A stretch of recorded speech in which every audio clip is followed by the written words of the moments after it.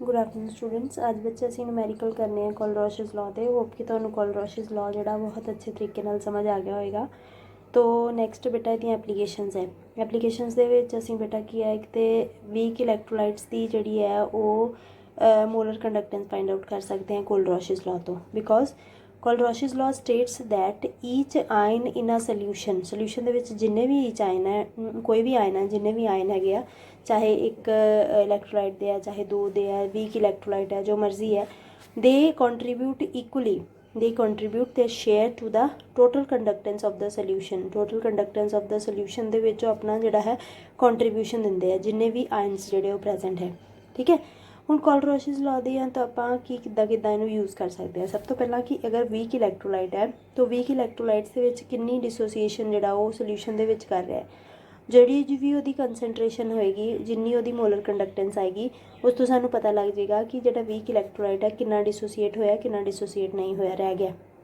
उस तो बाद इहदे आपां किद्दां कड्ढनी हैगी है डिसोसीएशन, एक पर्टिकुलर कंसनट्रेशन बना लेनी है सोल्यूशन की, उहदे उपर उहदी मोलर कंडक्टेंस फाइंड आउट कर लेनी है और एक बहुत ज़्यादा डिल्यूट करके, डिल्यूट करन तो बाद we know that weak electrolytes completely dissociate हो जाते हैं और साडे कोल जिहड़ी कंडक्टेंस है वो आ जाती हैगी। ठीक है, पूरी कंडक्टेंस आ जाती है। सो आप डिग्री ऑफ डिसोसीएशन जी फाइंड आउट कर सकते हैं कि एक पर्टिकुलर कंसनट्रेटेड सोल्यूशन तो कितनी सी, जो आप इनफाइनाइटली डिल्यूट कर लिया तो फिर दोनों को डिवाइड कर देंगे, जिन्नी कंसनट्रेशन पहला सी और बाद में वध जाएगी, वो जिन्नी उसकी वैल्यू आएगी that will be R, divide करने तो पहला वो बाद सानू की मिल जाएगा, डिग्री ऑफ डिसोसीएशन मिल जाएगा।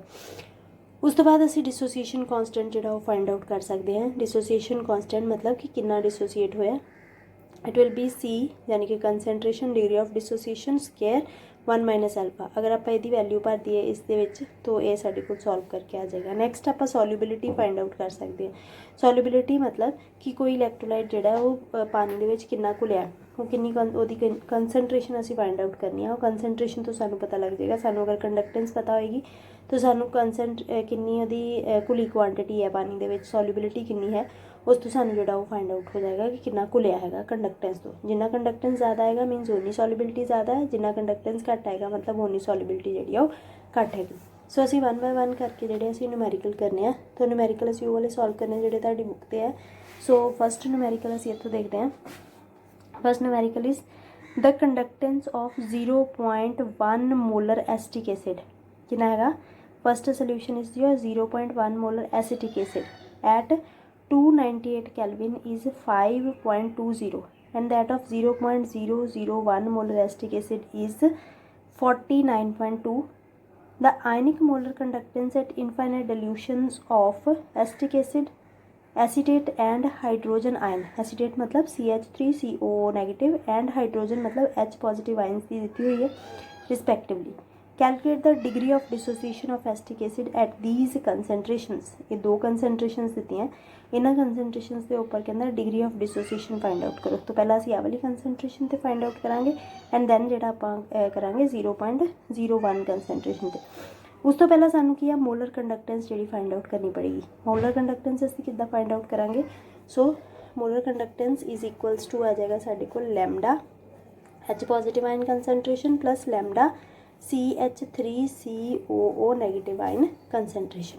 ये सानू जी दी हुई है, ये दी हुई है एसिटेट दी H पॉजिटिव दी दी 40.9 और दूसरी दी 349.8। So it is 40.9 plus 349.8। इनू अगर असी प्लस कर लाँगे, हाँ जी देखो बेटा ये आ जाएगी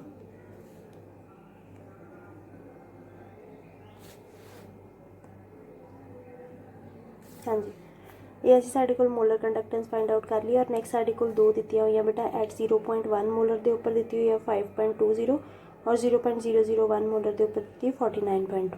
ठीक है, सो साडे कोल अल्फा यानी कि डिग्री ऑफ डिसोसीएशन का बराबर होंदा at molar conductance at particular concentration, यानी कि इत्थे असी जिहड़ी फाइंड आउट कर रहे हैं it is for 0.1 molar concentration वास्ते फाइंड आउट कर रहे हैं। और नीचे क्या आ गई इनफाइनाइट डिल्यूशन जी असी इत्थे कढ़ चुके हैं। ठीक है, सो ये आ गया साडे कोल 5.20 over 390 point and it comes out to be 0.0013%। और इनू अस अगर मल्टीप्लाई करांगे 100 नाल तो इट विल बी 1.3% जी साडे कोल आ जाएगी।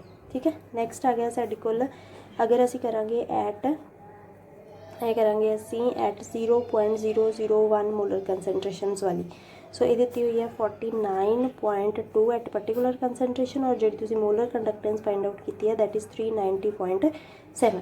ਇਹ ਸਾਡੇ ਕੋਲ ਆ ਜਾਏਗੀ ਵੈਲਿਊ ਜਿਹੜੀ ਅਗਰ ਅਸੀਂ ਪਰਸੈਂਟੇਜ 'ਚ ਲਿਖਾਂਗੇ ਤਾਂ ਇਟ ਵਿਲ ਬੀ 12.6% ਜਿਹੜੀ ਵੈਲਿਊ ਆ ਜਾਏਗੀ ਇਹਨੂੰ ਅਗਰ ਤੁਸੀਂ ਫਾइंड आउट ਕਰਨਾ। ਠੀਕ ਹੈ, ਸੋ ਨੂਮੈਰੀਕਲ ਤੁਸੀਂ ਧਿਆਨ ਨਾਲ ਦੇਖੋ ਕੀ ਸੀਗਾ। ਦਾ conductance at of 0.1 molar acetic acid, एक 0.1 मोलर कंसनट्रेशन के उपर तुहानूं वैल्यू देती है कंडक्टेंस की 5.20 और दूसरी 0.001 मोलर कंसनट्रेशन के उत्ते, यानी कि this is lambda C, this is lambda C. और दूसरा की है ionic molar conductance at infinite dilution. Infinite dilution आप नॉड नाल रिप्रेजेंट करते हैं, दो आयन सी तुहानूं देती, तुसीं टोटल और रेट डिग्री ऑफ डिसोसीएशन जिहड़ी है तुसीं फाइंड आउट कर सकते हो।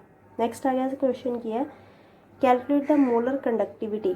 मोलर कंडक्टिविटी फाइंड आउट करो at infinite dilution of AgCl from the following data. किसकी कैलकुलेट करनी है आप AgCl दी। सो ये वास्ते असीं पहला लिख लीए सारा कुछ की है लैम्डा नॉट। सैकेंड जो है साडे कोल,